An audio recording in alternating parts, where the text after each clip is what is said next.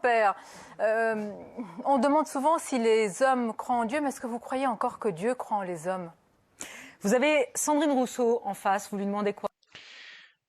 Alors bonjour, bienvenue sur cette courte vidéo où je vais réagir à chaud. Je ne sais pas encore où est-ce que je vais mettre cette vidéo, mais j'avais envie de réagir sur ce passage sur Sonia Mabrouk, tunisienne comme moi. Euh, Moi je suis tunisien, elle aussi, et apparemment elle est chrétienne, elle a fait un livre sur le sacré, elle le présente dans l'émission de Léa Salamé dans Quelle époque? Et sa question théologique au sujet de la foi qu'elle fait au pape euh, la décrédibilise dans son niveau de piété et ou son rapport à Dieu en fait. Cette femme-là ignore beaucoup de choses de la foi. Elle pose la question au pape, croyez-vous que Dieu a encore foi aux hommes? Et on voit que c'est une personne qui a mal étudié l'islam, qui l'a peut-être même ignoré, parce que en islam, ou dans la philosophie musulmane, Dieu c'est pas Zeus, c'est pas un dieu grec en fait. C'est pas Dieu n'est pas soumis aux caprices. Je vais faire un bref résumé de ce que peut représenter Dieu normalement dans la philosophie pure, quand on, quand on analyse l'univers au sens large, quand on analyse l'existence au sens large, et quand on analyse Dieu, et surtout parmi les docteurs et les scientifiques musulmans, sachez que Dieu n'est pas soumis à la colère, il n'est même pas soumis, je pense, à l'amour qu'il éprouve envers les hommes. Si Dieu aime les hommes, en fait, c'est qu'il a décidé de les aimer. Si Dieu se met en colère, c'est parce qu'il a décidé de se mettre en colère. Si Dieu a des projets, euh, les choses se feront comme lui l'a décidé, quand bien même il a laissé le libre arbitre aux vivants. Là, je vais sortir des banalités pour des gens qui sont instruits de tout ce que je sais là maintenant. Mais écoutez attentivement parce que ce sont vraiment selon beaucoup de gens, musulmans ou non, des lois universelles concernant Dieu, telles qu'on devrait l'appréhender. Je veux dire, même si par exemple on prend un astrophysicien comme Aurélien Barraud, je pense que s'il m'écoute, euh, il serait pas contre tout ce que je dis, vraiment. Sachez que Dieu, en fait, dans les yeux des docteurs musulmans, dans les facultés de sciences, enfin tous les théologiens en fait, aux yeux de tous les théologiens et en partie les musulmans, des bonnes écoles, à nos yeux et aux yeux des gens sensés qui philosophent, qui essaient de penser comment Dieu pourrait être, sachez que Dieu n'est pas soumis à la colère. Dieu n'est pas soumis à la joie. Dieu n'est pas soumis à tout ça parce qu'il les a créés en fait. Dieu a créé l'homme, Dieu a créé le vivant, Dieu a créé l'univers. Comment, en plus, je vais vous mettre dans la description la vidéo de, je sais plus si c'était Didi Chandouidoui qui a fait 5 théories sur Dieu ou 5 théories sur les religions. Il a parlé de l'islam. Et je sais plus si c'était sur Dieu ou l'islam, mais Didi Chandouidoui, un admirable vidéaste sur YouTube qui fait du très bon travail, il a fait, je sais plus si c'était 5 théories sur les religions ou 5 théories sur Dieu. Ces vidéos, comment il aborde la théologie, Dieu et tout ça, il le fait très bien. Et il donne aussi de très bons exemples, donc je mettrai ça dans la description. Mais surtout, écoutez attentivement ça. Dieu n'est pas soumis à sa création. En fait, Dieu, il est en dehors de notre temps. Ça, c'est vraiment quelque chose à comprendre. Dieu est en dehors de notre temps. Il n'est pas soumis aux, aux, euh, aux forces auxquelles les hommes sont soumis. Dieu n'est pas soumis à la faim. Dieu n'est pas soumis à la fatigue. Dieu n'est pas soumis. Il est unique. Il n'a pas été engendré. Il n'a ni engendré. Même si à proprement parler, aux yeux des chrétiens, euh, Dieu ne s'est pas accouplé avec Marie aux yeux des chrétiens. C'est un miracle. Mais même si c'est un miracle aux yeux des chrétiens, ça représente le Fils de Dieu, c'est comme ça que Dieu a fait l'enfant avec Marie, c'est en faisant ce miracle. Enfin, je pense que c'est comme ça que c'est vu aux yeux des chrétiens. Mais quoi qu'il arrive, il n'a pas d'enfant. Je veux dire, physiquement, Dieu n'a pas d'enfant. Il n'a pas d'enfant qui lui est égal, qui est immortel, qui peut créer. Dieu n'a pas de fils divin de son niveau à lui. Parce que Jésus, quand bien même il faisait des miracles aux yeux des chrétiens, quand bien même Jésus faisait des miracles, Jésus n'était pas immortel. La preuve, quand il s'est fait crucifier, les clous sont rentrés dans ses mains. Enfin voilà. Enfin là, je reprends le récit commun de ce qui a pu se passer quand Jésus s'est fait crucifier. Mais sachez que normalement tout le monde est d'accord sur ça. Dieu n'a pas engendré, n'a ni été engendré, il n'a pas de cousin, il n'a pas de frères et sœurs, il n'a pas d'égal. C'est lui qui maîtrise tous les atomes de l'univers. C'est lui, c'est lui qui est à l'essence de tout. C'est lui qui a tout créé. Il claque des doigts, l'univers disparaît. Il a même pas besoin de claquer des doigts en fait. Il dit à la chose soit et elle est. Il dit à la chose, à la matière, à peu importe ce que ça peut être, il lui dit soit et elle est. Et s'il existe une imperfection dans l'univers, là, en fait, je suis en train de donner une réponse large qui va répondre à toutes les potentielles questions que les gens pourraient se poser en écoutant ce que je suis en train de dire. Dieu, en fait, il dit à la matière soit et elle est, parce que la matrice des atomes et du vivant et de tout ce qui est énergétique, tout ça, c'est aux ordres de Dieu. Enfin, là, je vous donne le portrait, en fait, pour vous représenter Dieu tel qu'on devrait le voir au plus grand nombre, en fait. Si on doit philosopher sur Dieu, n'essayez pas de rabaisser Dieu au niveau de l'homme. N'imaginez pas que Dieu, c'est un Dieu grec. N'imaginez pas ces choses-là. Dieu, il se fait pas éclater le visage par Kratos dans God of War. Hein. Ça n'arrivera jamais, ça. Parce que Dieu, en fait, on sait pas à quoi il ressemble. Dieu, il est en dehors de notre temps, il ne subit pas la fatigue, il est immortel, il ne subit pas la faim, il n'est pas esclave de sa colère, il n'est pas esclave de la joie, il n'est pas esclave de l'amour qu'il a pour les hommes. Dieu se suffit à lui-même. Entrez ça dans votre crâne. Ça veut dire, Dieu, en fait, quand il teste les hommes, il connaît déjà la fin du scénario. Je sais que ça va paraître... ça va vous faire des big bangs dans votre tête, tout ce que je vais vous dire, mais sachez que c'est comme ça que ça se passe en fait. Dieu, il connaît déjà la fin du scénario, il connaît déjà le futur, le passé et le présent, mais il nous a laissé le libre arbitre. Et dans chaque direction qu'on prend dans notre futur, chaque chose qui peut être vivante et qui vit, peu importe que ce soit sur Terre ou ailleurs, chaque chose qui est vivante, elle a un futur potentiel. Et en fait, par exemple, dans la vie des hommes, en islam, il est dit que Dieu, dans chaque futur potentiel, Dieu nous a écrit des choses qui vont nous arriver et qui seront incontournables. Et dès la naissance, il y a le jour de notre mort, le jour de notre... Tout ça, c'est d'autres questions théologiques très très très complexes.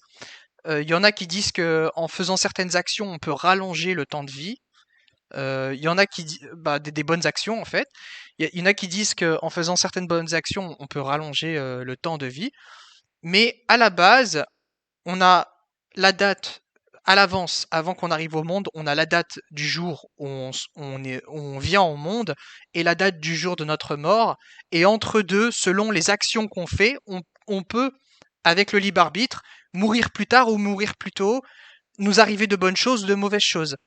Et selon En fait, faut imaginer vraiment l'effet papillon avec, comme si que c'était les racines d'un arbre, et chaque racine de cet arbre, chaque filament, c'est un futur potentiel selon le chemin qu'on aurait pu choisir, en fait. Il faut vraiment retenir ça. Donc, quand Dieu crée le monde, crée les hommes, quand Dieu crée tout ça, en fait, euh, il connaît déjà tous les plans, en fait. Il sait déjà tout ce qui va se passer. Quand je veux dire, faut pas essayer de se mettre à la place de Dieu parce que c'est des choses qui nous dépassent. C'est-à-dire, quand bien même je vous explique de la meilleure des façons que peut représenter Dieu et à quel niveau il n'est pas sensible à l'ennui, à la foi en l'homme, parce que c'est ça la question qu'elle pose. Est-ce que Dieu a encore foi aux hommes? Cette femme-là, elle est perdue. Elle pose une question pareille, elle montre à quel point elle est méconnaissante en théologie. Son livre sur le sacré, à mon avis, ça doit être des banalités inintéressantes, parce que si on met des docteurs experts en la question, mais ils vont éclater de rire à chaque page.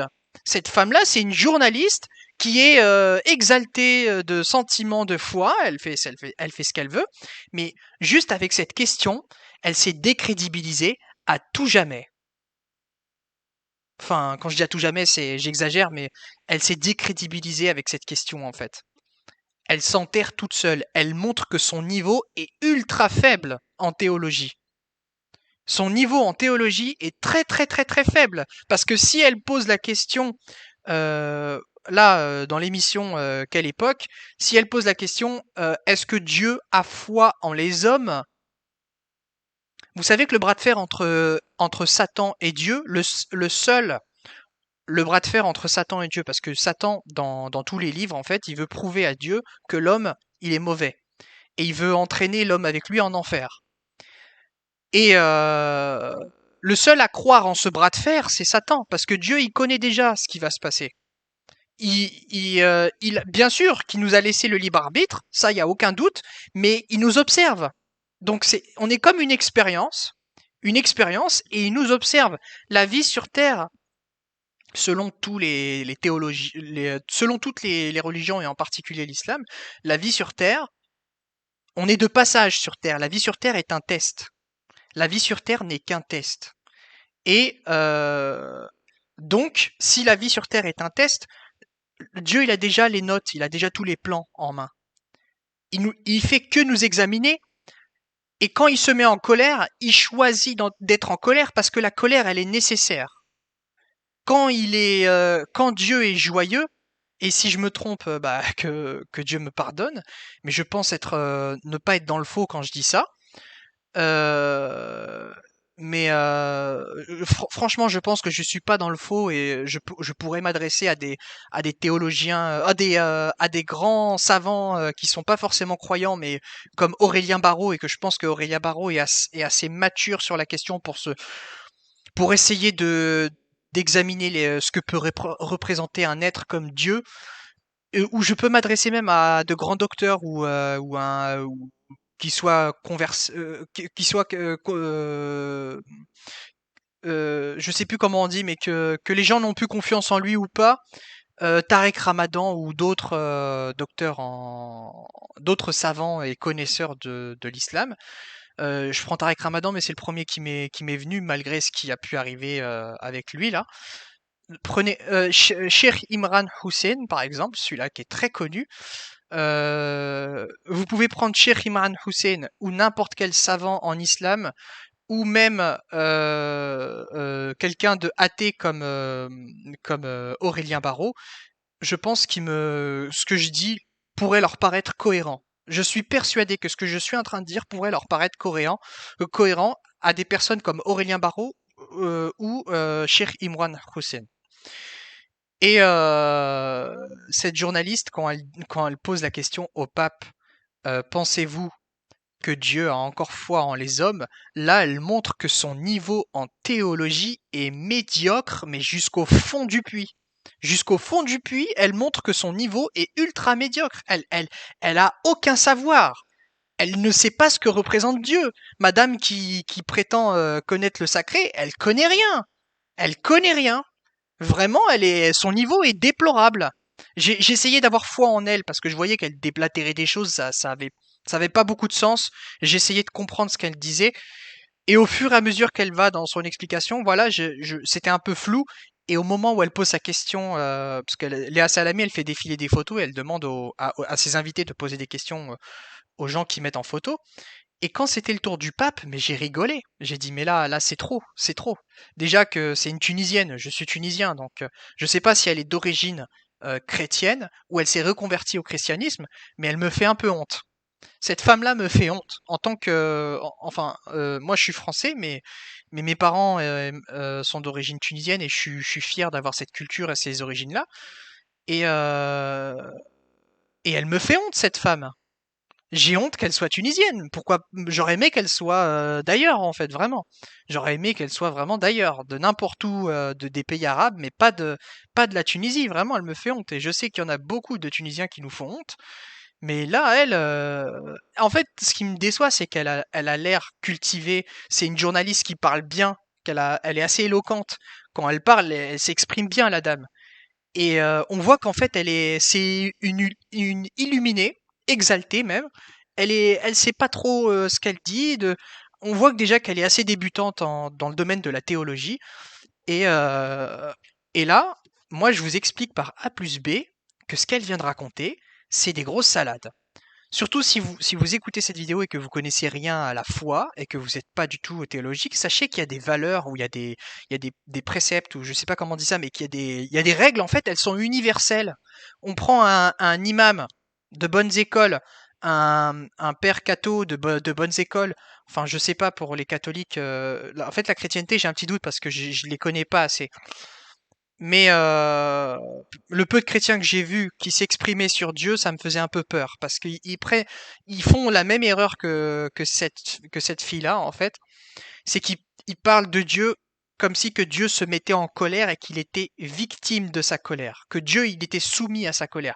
Mais en fait c'est réducteur de parler de Dieu comme ça. Parler de Dieu en le réduisant comme si qu'il était soumis à sa colère ou soumis à son ennui. Une fois, j'ai entendu parler à quelqu'un qui faisait de la philosophie et il parlait de Dieu. Il était en train de philosopher sur Dieu et il disait et si Dieu, par ennui, il faisait ça? Espèce d'abruti. Espèce d'abruti. Dieu ne fait rien par ennui. Il n'est pas ennuyé. Vu qu'il a créé l'ennui, Dieu il a créé la joie, il a créé la colère, il a créé tout ça là, la perversion, toutes les émotions qui nous traversent, tout ça c'est la création de Dieu en fait, c'est pour nous tester en fait. C'est quand il a créé la vie avec le libre arbitre, avec les bons et les mauvais côtés, c'est pour nous tester. Vous voyez? Et pareil, quand il a créé les anges et les djinns, enfin pour les chrétiens, les djinns n'existent pas, ce sont des créatures qui sont dans l'islam. Je sais pas si dans le judaïsme on parle de créatures comme les djinns, mais sachez que dans le Coran, avant les hommes, a été les créatures qui ont été créées avant les hommes, c'était les djinns. Et parmi les djinns qui étaient les meilleurs aux yeux de Dieu, c'était la communauté de Satan. Donc Iblis, avant d'être un démon, c'était un djinn et il brillait tellement qu'on pouvait le confondre avec un ange. Voilà, c'est ça l'histoire. Et chez les chrétiens, euh, Satan est un ange déchu, et chez les juifs, j'ai pas regardé. Mais sachez que, voilà, en islam, les démons, ce sont des djinns, et pas tous les djinns sont des démons. Parce que en fait, c'est des créatures qui ont été créées d'un feu sans fumée, donc c'est des créatures énergétiques, hein, c'est des créatures d'énergie pure, et elles ont leur monde est différent du nôtre en fait. Leur monde à eux est différent du nôtre. Je sais pas s'il se nourrit exactement comme nous, mais en tout cas, c'est des individus qui partagent le même monde parallèle que les anges, par exemple, je pense. Et en tout cas, voilà. Si avant que Adam et Ève se fassent chasser du paradis, si Satan avait le libre arbitre de désobéir à Dieu et de tenter Adam et Ève pour qu'il mange dans la pomme. Là, je donne un élément qui est universel à tout le monde. Si Satan fait ça, si Dieu le permet, c'est parce qu'il a un plan en fait. Vous comprenez ou pas? C'est parce que Dieu a un plan depuis le départ et que tout ce qu'on traverse dans l'histoire, on va dire dans la chronologie historique théologique des croyants, tout ce qu'on traverse depuis le début, quand il y a eu de la confusion, de la colère, tout ça, si c'est arrivé alors que ça se passait au paradis, alors que ça se passait chez Dieu en fait, c'est que ça a été voulu par Dieu. En fait, ça fait partie du scénario. Tout ça, c'est des tests que Dieu nous met en fait. C'est comme ça que les musulmans voyaient les choses. Dans les yeux des chrétiens, je pense que malheureusement, enfin, c'est mon intuition et n'hésitez pas à me corriger dans les commentaires si je me trompe, mais j'ai l'intuition que dans les yeux des chrétiens, Dieu, quand il ressent l'amour pour les hommes ou la colère envers les hommes, il se met vraiment en colère. Il est soumis à sa colère. Alors que non, en fait, Dieu, il se suffit à lui-même. Dieu, il est hors du temps. Vous comprenez ou pas? Il est immense, il n'y a pas plus grand que lui. Il est intemporel, il est, il est invincible. C'est lui qui est à l'origine de tout. Quand il dit à l'univers, détruis-toi, elle se détruit. Et quand il dit à l'univers, reviens, recrée-toi avec tout ce qui était là, avec la mémoire des gens et tout, la matière fait en fait. La matière obéit à Dieu. C'est comme ça qu'on voit les choses. Donc Dieu, il a ses plans. Dieu, il n'est pas soumis à la colère. Il n'est pas soumis à la fatigue. Il n'est pas soumis à tout ça. Rentrez-vous ça dans le crâne, parce que c'est pas digne d'un Dieu en fait. Un Dieu ne meurt pas. Un Dieu n'a pas de faiblesse. Vous comprenez ce que ça représente, la signification de Dieu? Abandonnez tout ce que vous avez vu dans la mythologie grecque, tout ça là. Abandonnez toutes les histoires que vous connaissez, des dieux polythéistes, de l'Égypte antique, tout ça. La vraie signification d'un Dieu pur et dur, c'est le Dieu tel qu'il est représenté dans l'islam. C'est un Dieu qui est intemporel, qui ne subit pas la fatigue, qui ne subit pas tout ça. Vous comprenez? Je dis dans l'islam parce que c'est la seule que je maîtrise complètement. Si je maîtrisais un tout petit peu la représentation de Dieu, la représentation de Dieu dans le judaïsme, elle est intéressante. Je le reconnais, elle est intéressante. Pour moi, bien sûr, le point de vue de l'islam passera toujours d'abord parce que je suis de foi musulmane. Mais la description de Dieu dans le judaïsme, elle est très intéressante et sachez aussi que dans la chrétienté, elle est aussi intéressante, mais j'ai des doutes en fait parce que j'ai l'impression que la description de Dieu, elle est bien spéciale en fait. La Bible, j'ai l'impression qu'elle raconte des choses qui se sont passées et je veux pas me prononcer plus que ça parce qu'en vérité, je connais pas très bien. Et je veux pas dire des bêtises, même sur la Bible ou la Torah, par exemple. Donc je parlerai que au nom de ce que je connais. Et en tout cas, je me suis déjà intéressé à des individus qui sont très très très connaisseurs, matures et très très intelligents, que ce soit en philosophie, en sciences brutes. Le seul exemple que j'ai qui est crédible, c'est Aurélien Barraud, et je vous mettrai les playlists dans la description de Aurélien Barraud.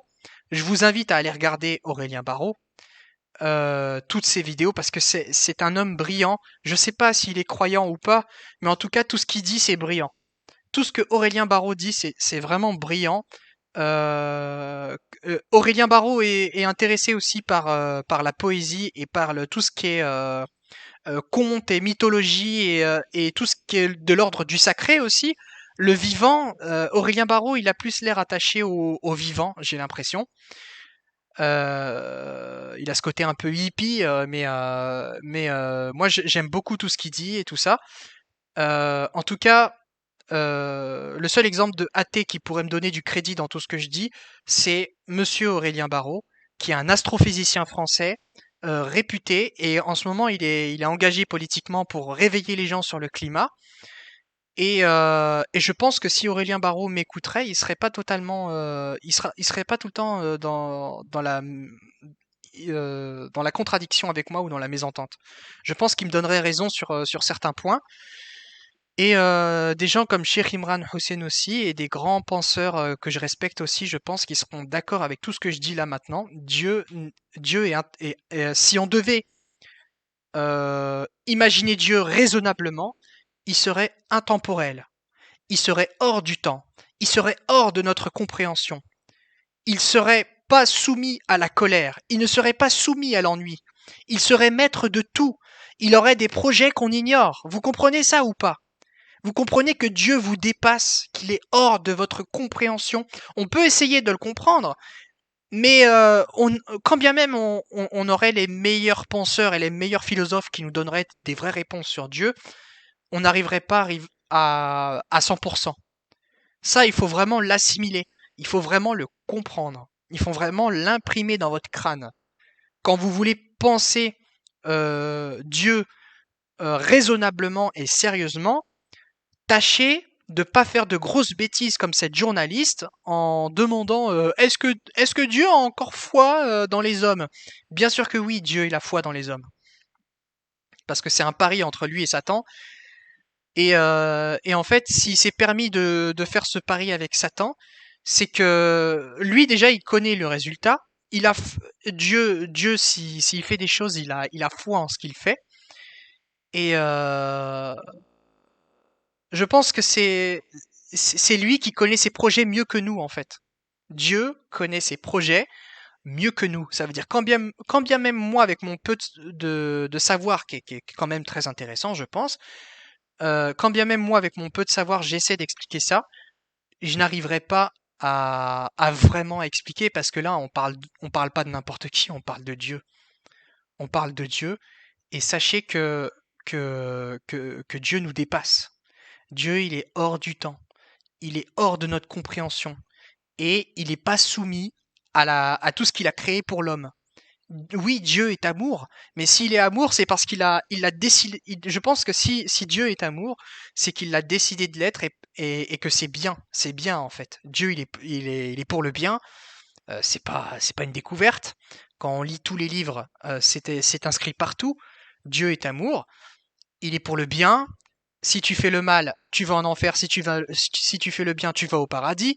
Dieu, il aime les gens qui sont humbles. Il aime les gens qui sont humbles et qui sont pieux et qui lui sont un minimum reconnaissants parce que franchement, ce que demandent les religions, c'est pas la mer à boire. C'est juste glorifier Dieu en fait, être reconnaissant et attester que c'est lui qui est le Dieu de l'univers et suivre les conditions et les commandements qu'il nous a donnés pour vivre en communauté sainement. La religion, c'est ça en fait. C'est que Dieu nous recommande de vivre comme il nous le dit dans les textes sacrés. Tout ce qu'il a inscrit en fait, c'est pour notre bien. Vous pouvez débattre comme vous voulez dans les commentaires. Vous êtes libre de faire ce que vous voulez. Vous êtes libre de ne pas croire dans les religions. Ça, c'est votre libre arbitre à vous. Vous faites ce que vous voulez avec ça. Mais pour les gens qui sont pieux et en particulier les musulmans, ce que Dieu impose comme règle inviolable et qu'il faut vraiment faire comme ça, c'est pour notre bien. C'est pas juste même se prosterner et le glorifier, c'est pour notre bien. Même ça, c'est pour notre bien, parce que ça va consister à rendre l'homme humble. Se prosterner 5 fois par jour ou faire la prière, mais surtout se prosterner. C'est-à-dire même les juifs font ça. Hein. Même les juifs se prosternent. Se prosterner pour prier Dieu, ça rend l'homme humble. Surtout en le faisant plusieurs fois par jour. Ça va rendre l'homme humble. Parce que s'il se prosterne, vous savez que c'est quelque chose de fort quand même. De se prosterner 5 fois par jour ou plus ou moins, ça représente quelque chose pour l'être humain. C'est pas une banalité. À force de le faire, il se dit mais si je le fais, c'est que je l'ai choisi. Mais pourquoi je le fais? Je le fais parce que je crois en Dieu et que c'est un être supérieur. Et comme ça, j'imprime dans ma tête que il y a quelqu'un de plus fort que moi et de bienveillant au-dessus de moi et à qui je lui dois tout. Enfin, vous voyez le cheminement. C'est pas quand on a la tête sur les épaules et qu'on y réfléchit sincèrement 5 secondes, il y a rien de malsain dedans. Il y a rien de malsain. Il y a que les gens de mauvaise foi qui vont dire que c'est malsain, la religion, elle nous interdit tatati tatata. Il y a que les pervers en vrai. Il y a que les pervers qui vont dire qu'il y a des choses malsaines dans la religion. C'est seulement les pervers en dépression qui sont pas capables de vivre une vie saine sans aller vers les travers de la société d'aujourd'hui, d'avant ou du futur, peu importe. Il y a que les pervers. Les gens qui sont sains d'esprit, ils se tournent vers la religion. Moi, ça, j'en suis intimement persuadé et je fais ce que je veux. Je crois en ce que je veux en fait. Ça, j'en suis intimement persuadé. Et j'en reviens à cette vidéo, au sujet principal de cette vidéo. Cette femme maîtrise pas son sujet. Elle est ridicule. Juste en posant cette question, elle montre son niveau en théologie qui est très faible. Très très faible. Et ça me fait honte de savoir qu'elle est tunisienne, comme moi en fait. Enfin, moi je suis d'origine tunisienne et je peux avoir la double nationalité, mais ça me regarde hein, si je la prends ou pas. Euh, mais voilà, j'ai de la famille en Tunisie. Enfin, je suis pas juste né en France avec. J'aime la France, hein, j'aime mon pays, euh, là où j'ai appris ma langue maternelle, tout ça. Mais j'ai aussi la culture de mes grands-parents et de mes parents, et ça aussi c'est fort pour moi et ça c'est dans mon cœur aussi. Là aussi, je réponds à d'éventuelles questions qui pourraient se poser sur que, que représente mon identité pour moi.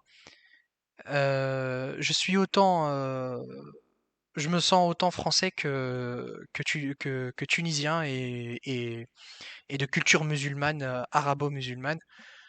Euh, enfin voilà.